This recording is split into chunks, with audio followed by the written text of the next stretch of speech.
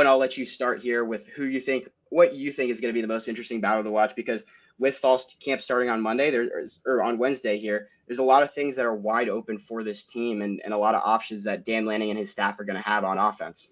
Yeah, I mean, there's one position group here that really screams opportunity to me. It is the receivers. That opportunity isn't because of a great reason.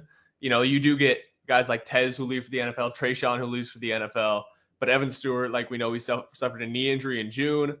We don't know the full extent of that yet, but he could be missing a significant or full portion of the season.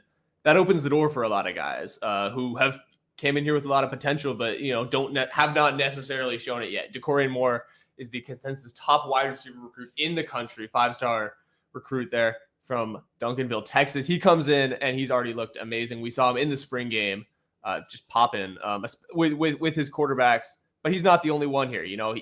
We see him as a likely starter here, but there's Justice Lowe, there's Gary Bryant, there's Malik Benson, who comes in from Florida State. These are all guys who are not inexperienced. And I think what you have in this room here with Evan Stewart not there is you're looking for a top dog. That's going to be the biggest thing we're looking for in fall camp and the early part of the season, because you want to say, hey, maybe we've seen freshman wide receivers pop off. Maybe DeCorian Moore can be that guy, but maybe you see a guy like Malik Benson who comes in, and there are guys.